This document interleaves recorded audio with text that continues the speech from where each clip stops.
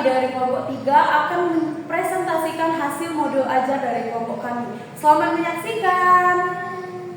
Baik, saya akan membahas tentang modul ajar kami yang berjudul Sabar dalam Menghadapi Ujian dan Musibah di fase F di kelas 12.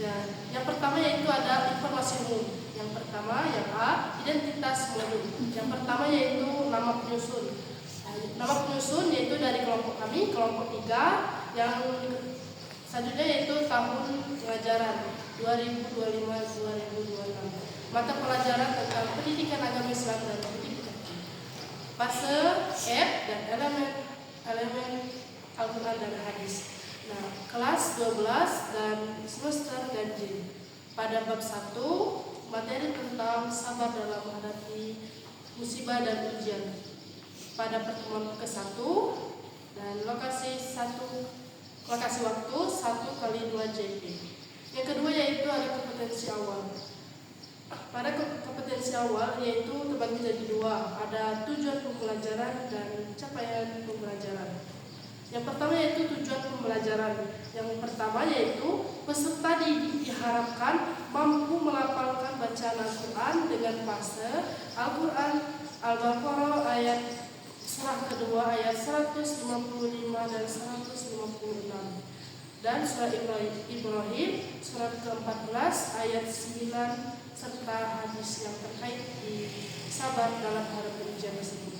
Yang kedua yaitu peserta didik diharapkan mampu mengidentifikasi bacaan sujud dalam bacaan tajwid dalam Al-Quran Al-Baqarah surah kedua ayat 155 sampai 156 dan surah Ibrahim ayat 9.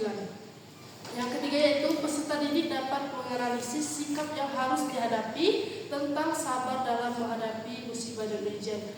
Dan yang terakhir yaitu peserta didik dapat menganalisis manfaat hikmah di balik musibah dan ujian. Yang kedua yaitu ada pencapaian pembelajaran. Pada akhir fase F, peserta didik mampu memahami konsep ayat Al-Quran dan hadis, beberapa cabang ilmu, dan keterkaitan antara iman, Islam, dan manfaat menghindari penyakit sosial, adab bermasyarakat, ketentuan dakwah, hukum berkeluarga, dan peran kokoh Islam di dunia serta legasi Islam di Indonesia. Nah, yang kedua yaitu ada pencapaian pembelajaran. Menurut SKP nomor 32 tahun 2004 yaitu peserta didik memahami ayat Al-Quran dan hadis tentang berpikir kritis, ilmu pengetahuan, dan teknologi memelihara kehidupan manusia. Saya akan melanjutkan materi dari pemateri pertama. Yang pertama yaitu di dalam modul ajar kami terdapat profil pelajar Pancasila.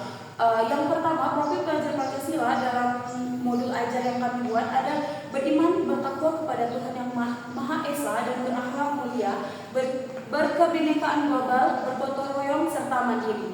Kemudian ada pun sarana dan prasarana yang digunakan oleh guru dalam modul ajar yang kami buat ada papan tulis, spidol, penghapus, buku paket pendidikan agama Islam dan budi pekerti tahun 2021, lembar kerja peserta didik atau LKPD, dan proyektor jika ada. Selanjutnya yaitu target peserta didik. Di dalam modul ajar kami, target peserta didik kami adalah learner atau mahasiswa yang sudah terjadwal. Kemudian ada model pembelajaran. Model yang kami gunakan dalam modul ajar kami yaitu model pembelajaran tatap muka. Metode pembelajarannya itu seperti ceramah, diskusi, tanya jawab, dan lain sebagainya. Dan yang terakhir ada PJBL atau Project Based Learning. Kemudian ada pun komponen inti dalam modul ajar kami. Yang pertama ada tujuan pembelajaran. Setelah mempelajari materi ini, peserta didik diharapkan untuk yang pertama bisa mencontohkan hafalan Quran surah Al-Baqarah 156 sampai 100 dan Quran surah Ibrahim dengan benar. Kemudian mendemonstrasikan surat-surat itu tadi, menghafalkannya serta mempresentasikan surat yang telah disebutkan tadi. Kemudian ada pun pemahaman bermakna dari modul ajar yang kami buat.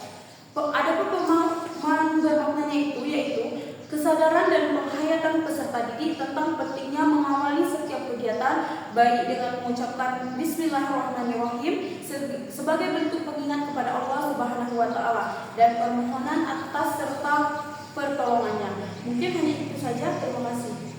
Baik, di sini saya akan melanjutkan materi dari pemateri kedua. Selanjutnya memasuki pertanyaan pematik. Di sini pertanyaan pematik adalah pertanyaan untuk memancing siswa untuk berpikir tentang materi yang akan dipelajari pada saat pelajaran.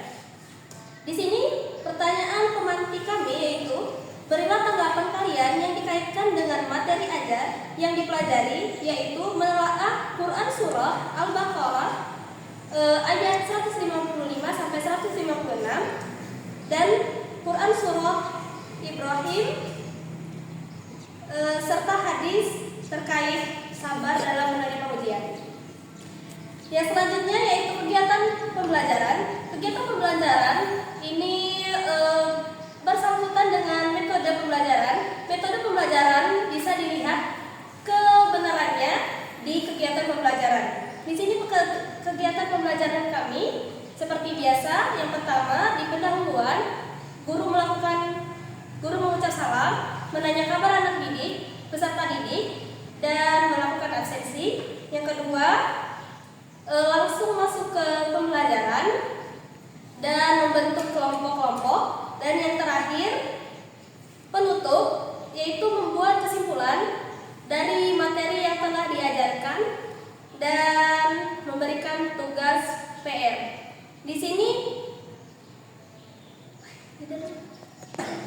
lalu kegiatan inti ini dimulainya pembelajaran. Pada kegiatan inti pada modul kami, salah satunya yaitu guru meminta peserta didik membaca Quran Surah Al-Baqarah ayat 155 sampai 156. Lalu dilanjutkan dengan guru memberikan tugas kepada peserta didik dan mengumpulkannya, lalu masuk ke penutup yang terakhir, yaitu kalau di modul kami guru membuat kesimpulan atau rangkuman dan materi yang telah disampaikan.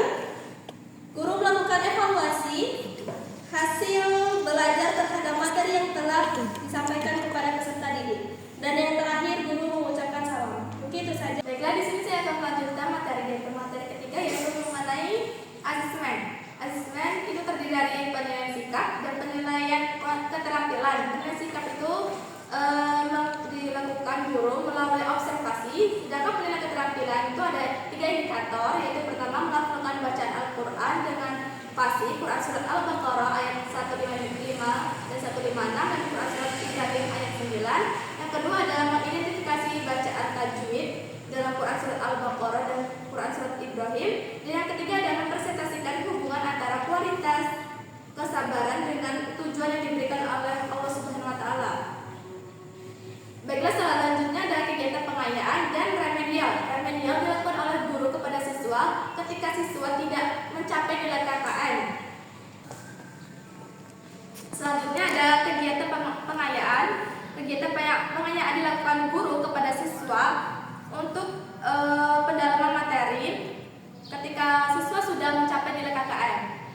Baiklah, saya materi terakhir untuk melanjutkan hasil modul kami, yaitu refleksi. Nah, di sini itu dalam modul kami, yang pertama guru membimbing peserta didik untuk merenungkan apa yang menyebabkan pembelajaran ini kurang efektif atau kurang fokus. Yang kedua, guru membimbing peserta didik untuk merenungkan apa yang mendorong pelajaran ini berjalan dengan maksimal.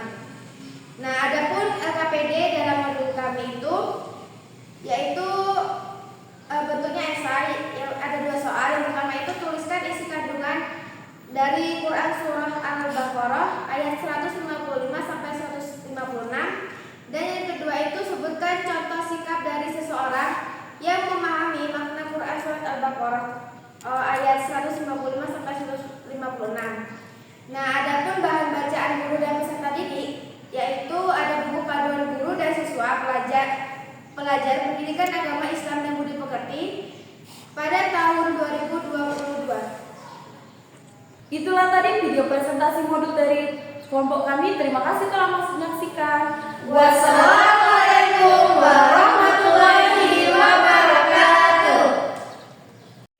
So put